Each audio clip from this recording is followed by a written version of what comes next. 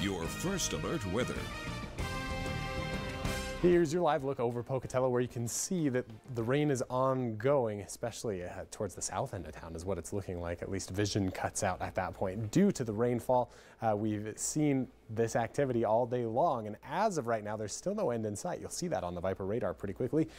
48 degrees is your current temperature into Pocatello. We saw our highs for today just after midnight, and it's been downhill ever since. We should just see those overnight lows for Pocatello at least dipping into the low 40s, so just slowly we'll lose a few degrees overnight. Wind speeds are pretty gentle out there, just around 10 miles per hour for most of the region.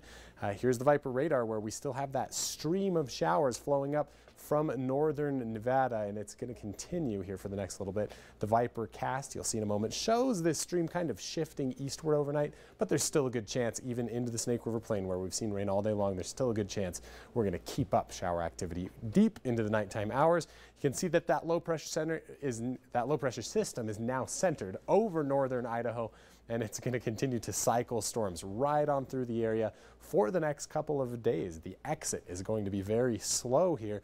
On the Viper cast, though, you can see that rotation continuing. Again, towards tonight, we could see the focus of this storm shift towards those eastern highlands and see a few breaks in the rain into the Snake River Plain. But again, not exact here. We could still see some consistent shower activity, like I said, for a couple more days. By tonight, this is 3 a.m., we will be looking at some snow. It's going to keep itself, though, into the mountain areas. Most of us should avoid a frost overnight, and tomorrow morning will be the coldest moment in your forecast before we start to warm up. Into your Tuesday even, we're still going to be looking at ongoing showers. As that center, though, of the low pressure system does slide out of the region, we'll look for a few storms still all throughout the day Tuesday before we totally shake off this same system. Here's a look at your highs and lows. Those overnight lows dipping all the way towards 40 degrees for southeast Idaho, with highs tomorrow reaching back up into the 50s by the afternoon hours. Into Jackson, we'll see a high of about 53 after we touched 40 degrees overnight. We're looking for low 40s into St. Anthony and Rexburg tonight, with 50s again, mid 50s, and even some upper 50s on the way for the upper plain. Into Salmon, we'll look for a high of just 46 degrees tomorrow. Stanley's looking at flirting with that freezing mark overnight before hitting mid-50s into your Monday afternoon. Mid-50s also expected into the Arco area. Pocatello will look at a high of 59. We'll see upper 50s also into Idaho Falls and Rigby.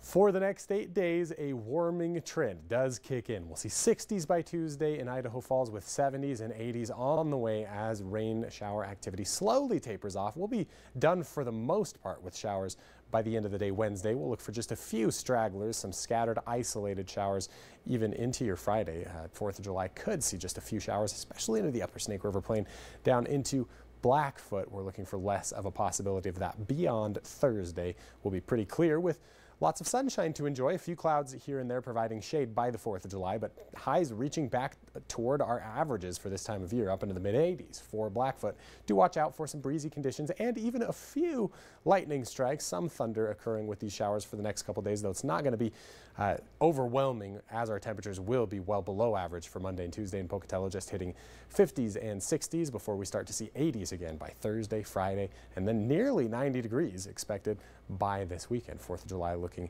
nice and warm into Pocatello, as well as into Salmon, where we'll see 50s and 60s for the next couple days and work all the way towards 82 by the 4th of July.